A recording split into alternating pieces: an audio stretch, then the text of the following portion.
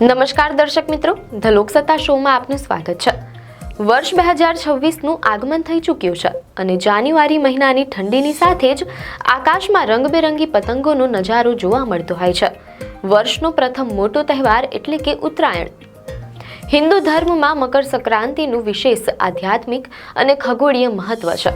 આ દિવસે સૂર્યદેવ ધનુ રાશિ છોડીને મકર રાશિમાં પ્રવેશ કરે છે, જેને આપણે મકર સંક્રાંતિ તરીકે ઓળખીએ છીએ તેમ અહેવાલોમાં જાણવા મળેલ છે।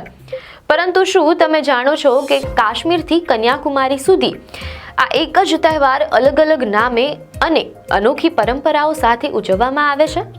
આજે જાણીશું કે ભારતના વિવિધ રાજ્યોમાં ક્યાં તેને ખીચડી કહેવાય છે તો ક્યાં પોંગલ। શરૂઆત કરીએ ઉત્તર ભારતથી, જ્યાં આ તહેવારને મુખ્યત્વે મકર સંક્રાંતિ તરીકે ઓળખવામાં આવે છે। ઉત્તર પ્રદેશ અને બિહાર જેવા રાજ્યોમાં આ દિવસ ખીચડી તરીકે વધુ પ્રચલિત છે। મીડિયા અહેવાલો અનુસાર આ દિવસે પવિત્ર નદીઓમાં સ્નાન કરવાનું અને ત્યારબાદ ખીચડી ખાવાનું વિશેષ મહત્વ છે।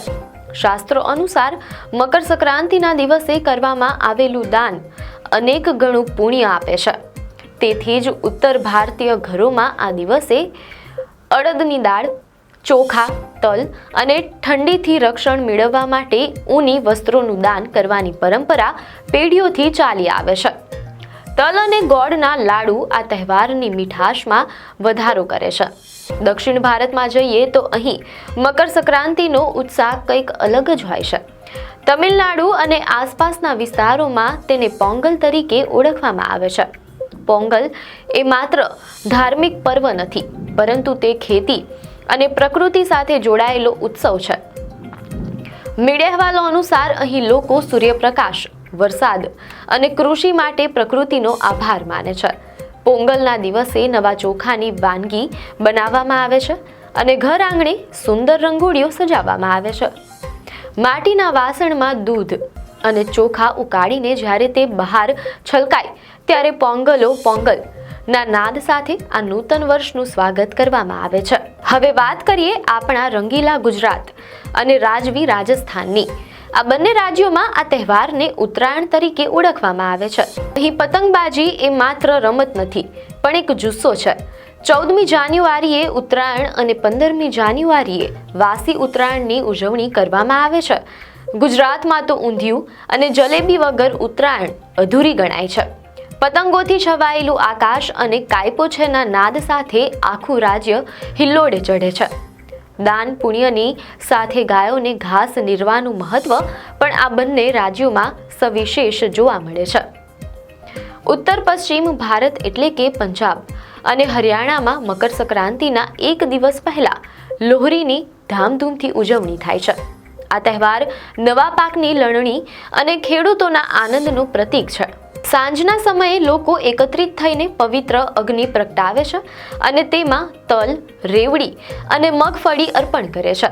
મીડિયા અહેવાલો અનુસાર અગ્નિની આસપાસ ફેરા ફરીને પૂજા કરવામાં આવે છે અને ઢોલના તાલે પંજાબના લોકનૃત્યો ભાંગડા રજૂ કરવામાં આવે છે।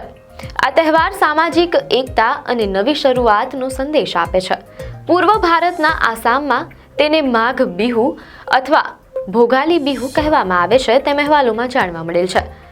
લણણીની મોસમ પૂરી થતી હોવાથી અહીં ચોખામાંથી વિવિધ વાનગીઓ જેવી કે શુંગા પીઠા અને તિલ પીઠા બનાવવામાં આવે છે। બીજી તરફ ઉત્તરાખંડના પહાડોમાં પણ આ પર્વ અનોખી રીતે ઉજવવામાં આવે છે।